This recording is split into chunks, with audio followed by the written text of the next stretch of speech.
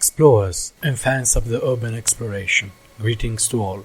I'm Davide, and this is the first episode of the podcast. We are accompanying you along the course of this story. The exploration that I'm going to tell you about took place during a night of mid-October. Let's begin. Direction Vercelli, one of the cities near Turin.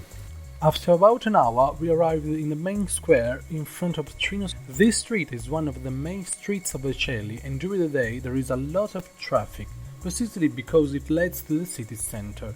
I have to remind you all that 500 meters stopped, there is Caduti in the Laga Street, where in 1975 took place the murder of the Graneris family.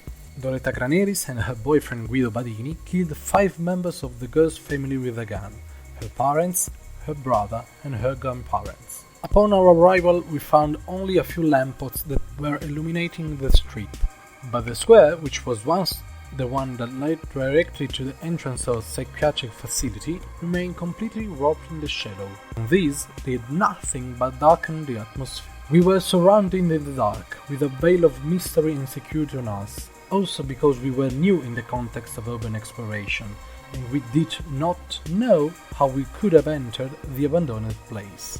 We spent more than half of the evening trying to figure out how to get in, looking for information on the internet or asking who, before us, had managed to get in.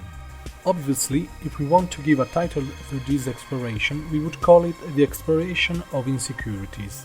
That's because we were not sure we could enter. We found ourselves facing our second exploration hundreds of kilometers from home at night, and in addition, the idea that soon we would have entered a former psychiatric hospital made everything very bleak. We managed to get in the structure after several minutes of research, and we can still consider it one of the most complex explorations we have ever undertaken.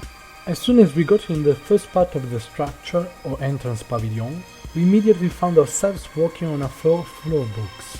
Shortly thereafter, we found many characteristic tools of the place. Wheelchairs and stretchers left in those dark corridors that caused us a feeling of minority compared to time, due to the history and opacity that characterized the place.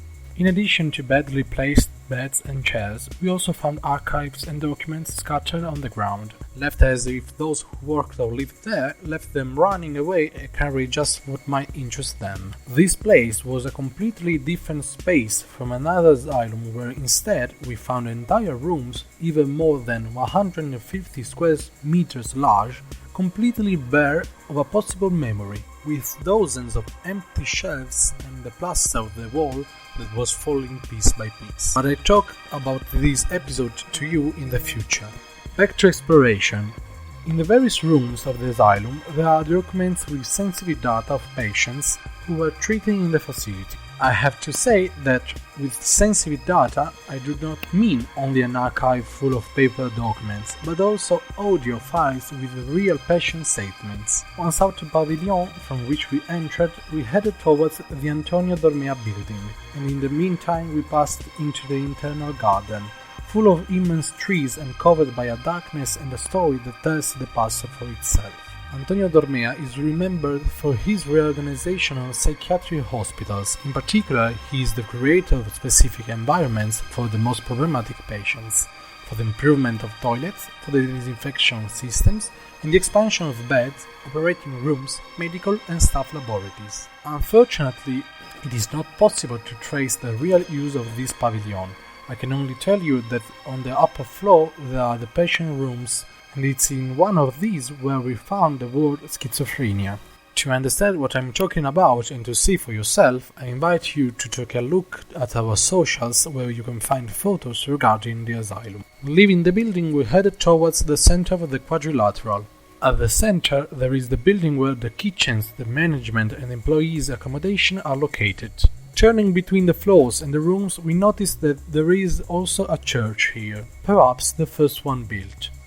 After the visit to the central building, we moved between the internal streets that connect the different pavilions and then headed towards the church. This time we were walking into even more darkness. We turned off all the torches because we noticed that not far away there was a building with the lights on and the cars parked. We had nothing to hide, but the curiosity was so high that we decided to move in the shadows in order to not get noticed. The church had nothing weird. It was not so different from the common churches, except for one reinforced door behind it. It is possible that the construction of the church dates back to 1950, 13 years after the opening of the asylum, which took place in 1937. We left the church around 2 a.m. and, taken by curiosity, we decided to stop in the courtyard near the entrance pavilion to read the history of the asylum. We got in a circle, one of us was reading, the lights off, with only the moon illuminating us. It doesn't seem appropriate to tell you the whole story of the asylum, but I just want to remember the massacre of 12 and 13 May 1945. The executed soldiers were taken from the Novara Stadium, once used as a prison camp.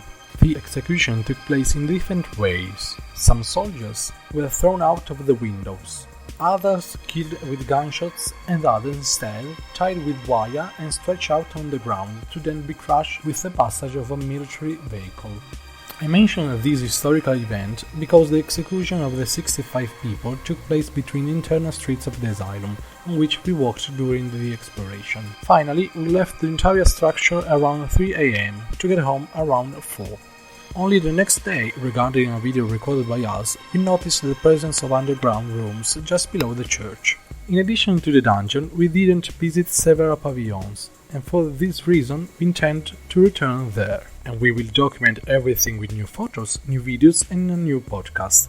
I remind you that if you like, you can follow us on our social networks, Instagram, Facebook and Telegram, looking for urbex_Piemonte. Thanks for listening and good exploration to all. See you next time.